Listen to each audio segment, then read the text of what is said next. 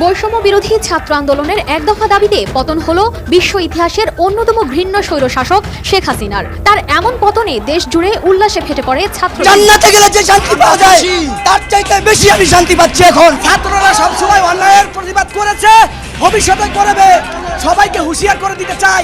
Nobel পুরস্কার বিজয়ী doctor Mohammad ইউনূসকে প্রধান উপদেষ্টা করে অন্তর্বর্তীকালীন সরকার গঠন করা হবে। My name is Mohammed Yunus. I'm from Bangladesh. সম্মানিত দর্শক মণ্ডলী, আজ আমি আপনাদের দেখাবো বাংলাদেশের স্বৈরাচারী সরকার শেখ হাসিনা বর্তমানে পলায়ন করে কোথায় অবস্থান করছেন ও তার অবর্তমানে বাংলাদেশের অন্তর্বর্তীকালীন সরকারের প্রধান উপদেষ্টা নিযুক্ত করা হয়েছে ডক্টর মোহাম্মদ ইউনূসকে। তিনি কে, কী তার পরিচয় এবং বিজয়ের পরবর্তী সময়ে জনসাধারণের কি দায়িত্ব ও কর্তব্য, ইসলাম এ ব্যাপারে কি বলে, তাই আর কথা নয়, চলুন সরাসরি আমরা ভিডিওতে চলে যাই। গণমাধ্যমে খবর এসেছে শেখ হাসিনা ভারতের হিন্ডন বিমানবন্দরে অবতরণ করেছেন। পাওয়া গরম খবর, কপাল পুল্ল শেখ হাসিনার। হাসিনাকে আশ্রয় দিচ্ছে না নয়াদিল্লি, রাজি নয় ব্রিটেনও। বাংলাদেশের জনগণের জীবন নিয়ে খেলায় হাসিনার উপর চরমভাবে ক্ষেপে গেল ভারতীয়রা। বাংলাদেশের সাথে আর সম্পর্ক খারাপ করতে চায় না মোদি। ভারতের জনগণের চাপে পড়ে হাসিনাকে দেশে পাঠিয়ে দিচ্ছে মোদি। ভারতের বিভিন্ন গণমাধ্যমের খবরে বলা হয়েছে আজই জোর করে বাংলাদেশে ফেরত পাঠানো হচ্ছে তাকে। ডক্টর মোহাম্মদ ইউনূস 1940 সালের 28 জুন চট্টগ্রাম জেলার হাটহাজারী উপজেলার বাথুয়া গ্রামে জন্মগ্রহণ করেন। তার বাবার নাম হাজী দুলা মিয়া সওদাগর এবং মায়ের নাম সুফিয়া খাতুন।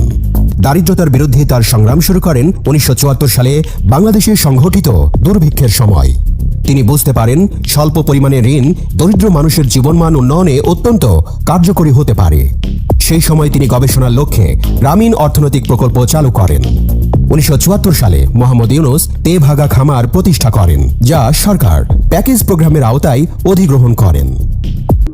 ডক্টর ইউনূস পৃথিবীর বিভিন্ন দেশের বিভিন্ন বিশ্ববিদ্যালয় থেকে 48টি সম্মানসূচক ডক্টরেট ডিগ্রি অর্জন করেছেন।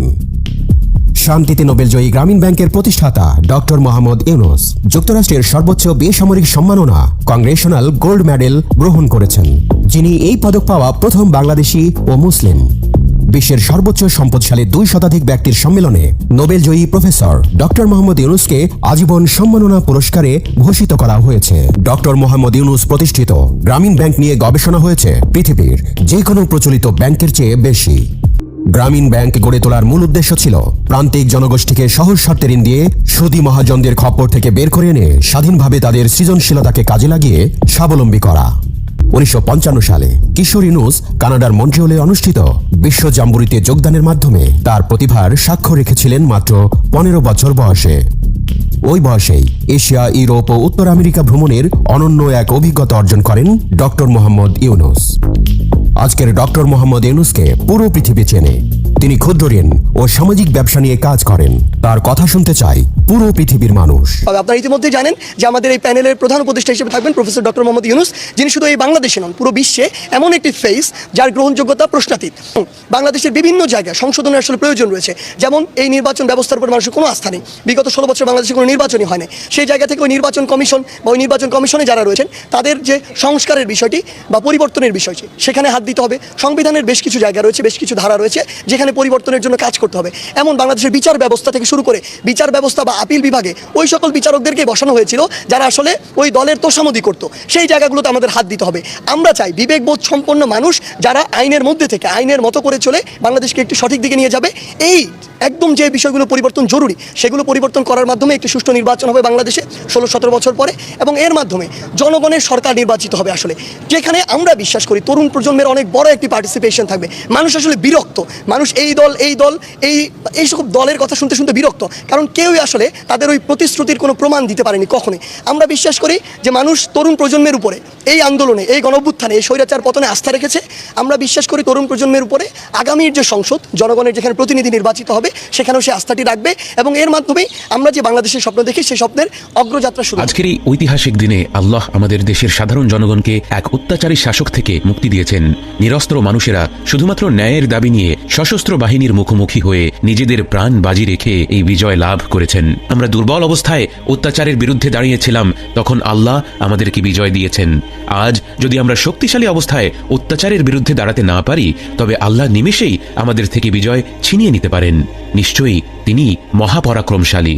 আসুন সামাজিক ন্যায় বিচারের লড়াই চালিয়ে যাই এবং এই দেশের মুসলমান হিসেবে আমাদের দায়িত্ব পালন করি। স্বৈরাচারী সরকার শেখ হাসিনার পতনের পর দেশে অন্তর্বর্তীকালীন সরকার গঠন করা হয়েছে এবং তার প্রধান করা হয়েছে ডক্টর মোহাম্মদ ইউনূসকে। এই অন্তর্বর্তীকালীন সরকার গঠন করার মূল লক্ষ্য হলো দুটি।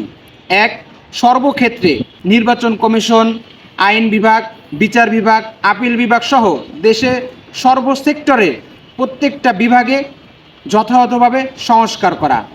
এবং 2 নম্বর কারণ হলো সুষ্ঠু একটি নির্বাচনের মাধ্যমে আগামীর প্রজন্মের কাছে নতুন দুর্নীতিমুক্ত একটি দেশ উপহার দেওয়া। এটাই হলো অন্তর্বর্তীকালীন সরকার গঠনের মূল লক্ষ্য বা উদ্দেশ্য। এখন একটি দেশ বিজয় লাভের পরে জনসাধারণের উপর কি দায়িত্ব ও কর্তব্য রয়েছে, এ ব্যাপারে ইসলামের দিক নির্দেশনা কি, এ নিয়ে আমি কথা বলবো। আমরা সকলেই জানি এই আন্দোলনের পুরোটা সময় জুড়ে ছিল অন্যায়ের বিরুদ্ধে ন্যায়ের প্রতিবাদ এবং অন্যায়ের বিরুদ্ধে ন্যায়ের বিজয় হয়েছে, যেখানে অসংখ্য নিরস্ত্র সাধারণ জনগণ নিজেদের প্রাণ বাজি রেখে সশস্ত্র বাহিনীর মুখোমুখি হয়ে নিজেদের প্রাণ বিসর্জন দিয়ে তারা বিজয় ছিনিয়ে এনেছে। এখন ধর্মপ্রাণ মুসলমানদের দায়িত্ব হলো, কর্তব্য হলো এই বিজয়কে ধরে রাখা এবং এই বিজয়ের শিক্ষা সর্বত্র ছড়িয়ে দেয়া। আর তা হলো যেখানেই অন্যায় দেখব আমরা সেখানেই অন্যায় রুখে দেব। আমাদের দেশের বিভিন্ন প্রান্ত থেকে খবর আসছে যে সংখ্যালঘু সম্প্রদায়ের উপর আক্রমণ, নির্যাতন, নিপীড়ন চালানো হচ্ছে। আমাদেরকে বুঝতে হবে আমরা ছিলাম দুর্বল অবস্থায় মহান রব্বুল আলামিন আমাদেরকে শক্তিশালীদের উপর বিজয় দান করেছেন।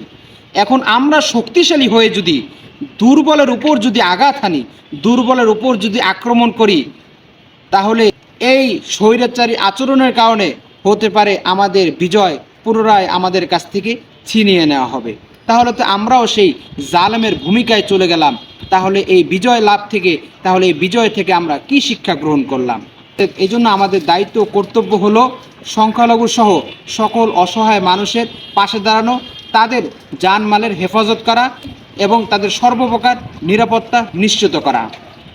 এ ব্যাপারে রাসূল করিম সাল্লাল্লাহু আলাইহি ওয়াসাল্লাম বলেন, মান কানা ইউমিনু বিল্লাহি ওয়াল ইয়াউমিল আখিরি ফালা ইউযি জারাহু। যে ব্যক্তি আল্লাহ ও আখিরাতে বিশ্বাসী সে কখনোই তার প্রতিবেশীকে কষ্ট দিতে পারে না।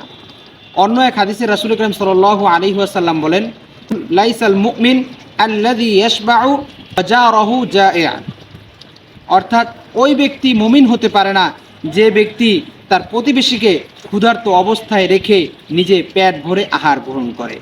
হাদিস দুটি দ্বারা এটাই আমরা শিক্ষা পাই যে আমাদের প্রতিবেশী যেই হোক না কেন, সে যদি নিরপরাধ হয় তাহলে কখনোই তার উপর আঘাত হানা কোনো মুসলমানের কাজ হতে পারে না। তাই আমি সকলের উদ্দেশ্যে বলতে চাই, এই বিজয় লাখো শহীদের রক্তের বিনিময়ে এসেছে। এই বিজয় নিরীহ মানুষের আর্তনাদের ফল।